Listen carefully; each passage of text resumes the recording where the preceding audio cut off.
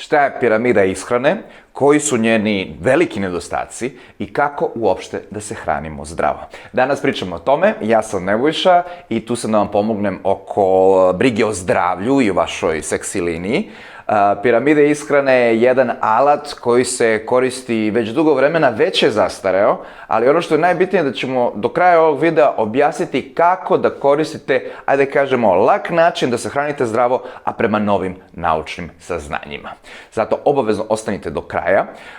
Ono što je jako bitno da znate, mislim, relativno bitno, jeste da su piramidu ishrane prvi krenuli koriste još Šveđani, a onda su Amerikanci preuzeli 1992. godine kao jedan poseban alat koji je trebao da objasni ajde kažemo narodu, kako najlakše da se hrani zdravo.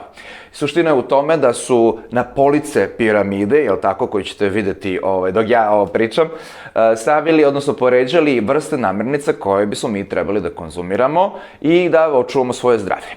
Na prvoj polici se nalaze namirnice koje bismo trebali najviše da jedemo. Sticam okolnosti, tu su hleb, proizvodi od brašna, cerealije, jel tako? Na drugoj polici možete vidjeti stvari koje bismo isto trebali jedemo dosta, a malo manje, kao povrće i voće. Na trećoj polici su proizvodi od mesa, riba, mlečni proizvodi, dok su na samom vrhu piramide gore masti i ulja, odnosno slatkiši.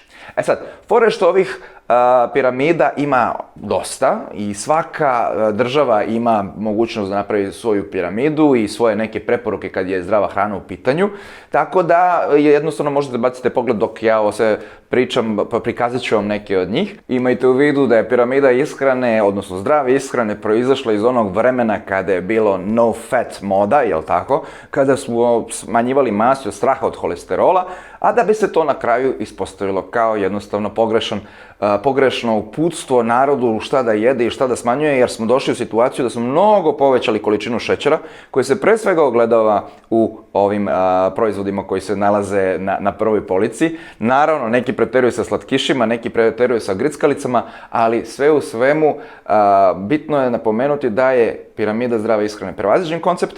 Posle toga su Amerikanci napravili jedan, ajde kažemo, novi, zove se My Plate, gde su probali jednostavno lepo da uklope na tanjiru, da im objasne šta i koliko da jedu. I tu sad ide neka dalja priča, da li je to bilo uspešno ili nije. Najbolje možemo vidjeti po broju dijabetičara koji konstantno raste poslednjih decenija, nažalost.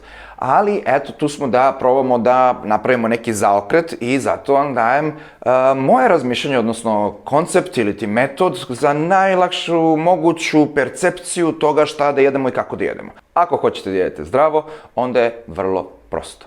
Samo treba da se vratimo par hiljada godina unazad i da zaboravimo na sve ovo moderno što smo već počeli da pravimo. Znate, kad uzmete neku hranu pa morate da čitate onako etiketu da vidite šta sve ima i čega nema, čega ima i zašto toliko čega. Zamislite sad da samo bacimo svu tu hranu i da probamo da se hranimo kao što se sve životinje u prirodi hrane. Znači, svaka životinja u prirodi ima svoju ishranu i mi smo je nekad imali, jednostavno smo malo odlutali i napravili sebi vrlo nezgodan problem. To je neka i osnova za moj program mršavljenja, odnosno ishranu programu mršavljenja koju ja koristim sa mojim klijentima. Naravno, nije toliko restriktivno, već klijenti moji mogu da jedu šta god hoće, samo pravilno raspoređeno. Ako želite znate više o tome i da se prijavite za besplatne video lekcije koje mogu da vam pošaljem na e-mail, samo skočite do mog sajta, bit će mi zadovoljstvo da se vidimo tamo. Ako vam se svidio ovaj video, like, subscribe, da se prijavite za nove teme, jer tu sam za vas da vam neke stvari pojasnim, pojednostavim i da mi pričini zadovoljstvo da vas inspirišem na barem malu promenu. Jer ako nešto možete da uradite za sebe, nije samo znanje gledajući videe ili čitajući nešto. Kažu ljudi, znanje je moć, ali zapravo to je tolika zabluda, jer znanje je moć, dragi moji, samo kada se primeni u akciji. Znači nije to onako, ja znam, pa prijatelju, ne znaš dok ja ne vidim da ti to stvarno radiš. I zato najbolji akcioni korak za danas je da uzmete barem jednu malu stvar. Znači, makar to bila kašičica šećera u kafi i onda vi lepo prestanete da pijete šećer u kafi. Znam da je za neke od vas to mnogo teško, ali jednostavno zdravlje je u pitanju. Tako da izaberite, siguran sam da znate šta je nezdravo što radite u vašem svakodnevnom životu i da jednu tu najmanju stvar promenite danas i da onda već sutra nastavite u tom ritmu i ko zna, možda promenite ceo životni stil i ko zna šta vas onda čeka. Obavezno dole u komentaru mi napišite šta je ta jedna stvar koju ćete promeniti danas i truditi se da nastavite sa pozitivnim promenama u svom životu.